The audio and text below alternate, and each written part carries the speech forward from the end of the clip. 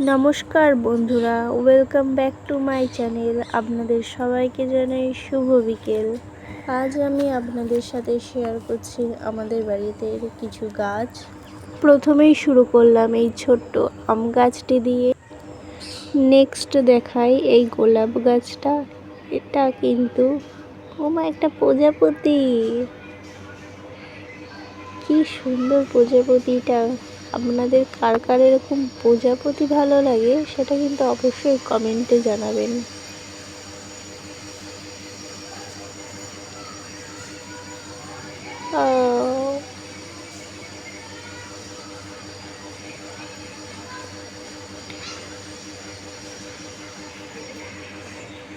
তো বন্ধুরা, যেটা বলছিলাম, এটা কিন্তু এই গাছটির প্রথম ফুল, মানে এই গোলাপ গাছটার প্রথম ফুল। এই ফুলটা দেখুন কত সুন্দরভাবে ফুটেছে। হলুদ গোলাপ কিন্তু আমার খুব পছন্দের। আপনাদের কেমন লাগে বলবেন অবশ্যই। নেক্সট দেখুন এই চাল কুমড়ো গাছটা। এটা কিন্তু আম গাছটা দিয়েই হয়েছিল। আর কিছু ডালিমের চারা, এখানে ছিল কাঞ্চন ফুলের চারা, ছোট্ট ছোট্ট পাতা, বীজ লাগিয়েছিলাম, বীজটা দিয়ে হয়েছে। একটা ধনে পাতা গাছ।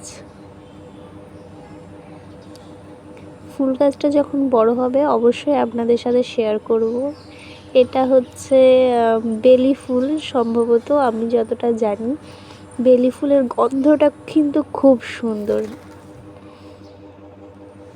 নেক্সট দেখুন এই জবা গাছটা। জবা গাছটার ফুলগুলো ভীষণ বড় বড় হয়। সম্ভবত এটাকে হয়তো রাবণ জবা বলে, আমাদের এদিকে রাবণ জবা বলে।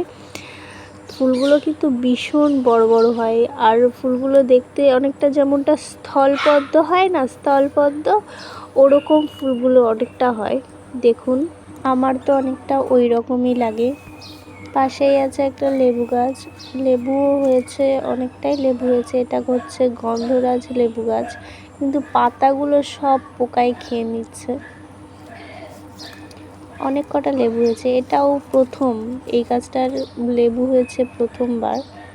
অনেক কটাই একসাথে হয়েছে। চলুন দেখায় আর একটা জবা গাছ। এটা নর্মাল রক্ত জবা।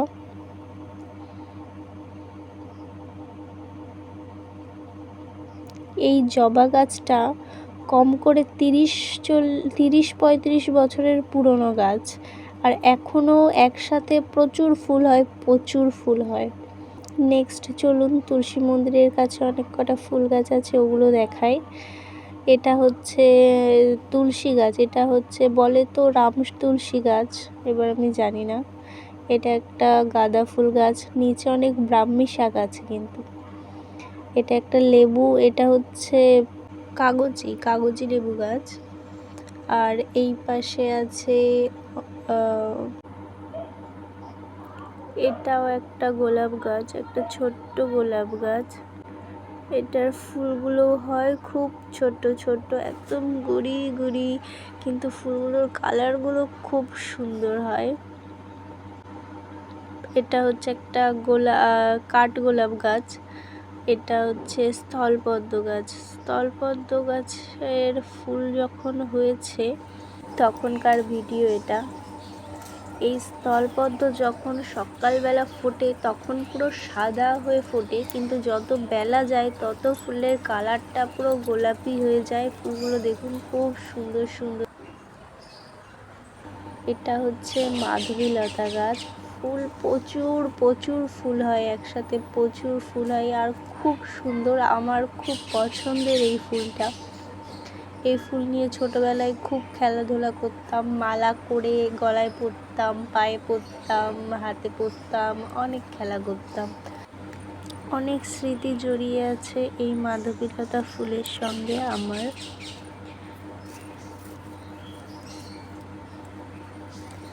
আমি এই ফার্স্ট টাইম কোনো ভিডিও এডিট করছি, কোনো ভুল ত্রুটি হলে অবশ্যই ক্ষমা করে দেবেন। আর আমার ভিডিও আপনাদের কেমন লাগে অবশ্যই জানাবেন, এতে আমি আরও বেশি উৎসাহী হব ভিডিও বানাতে।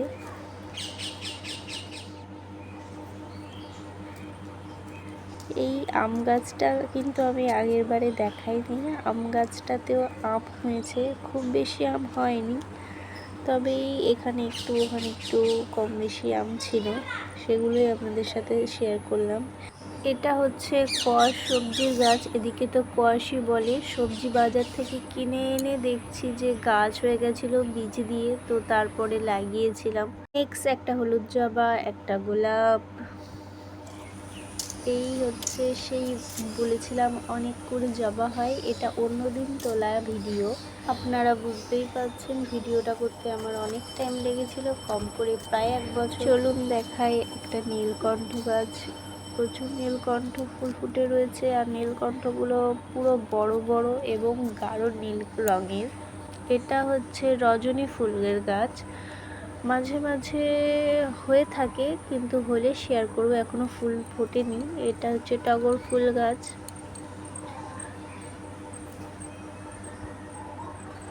এটা সেই গোলাপ গাছটা যেটা দেখিয়েছিলাম, ছোট ছোট কুড়ি ছিল।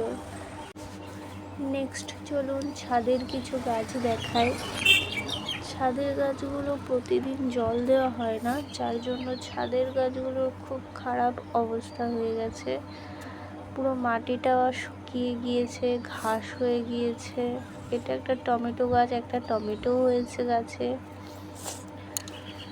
এটা বেগুন গাছ, এটা থানকুনি গাছ, বেগুনের চারাও রয়েছে 2-3টে।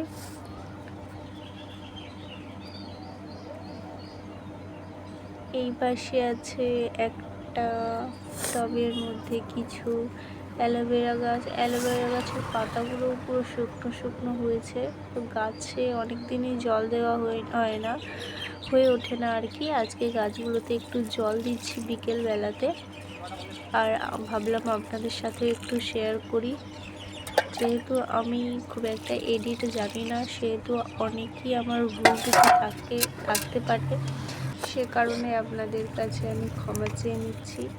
এদিকে ঘাস হয়েছিল ভীষণ, থানকুনি গাছ লাগানো ছিল এই ঝুড়িটাতে, ঘাসগুলোও তুলে দিচ্ছি, একদম পরিষ্কার হয়ে গেল, দিয়ে একটু জলও দিয়ে দিলাম গাছে।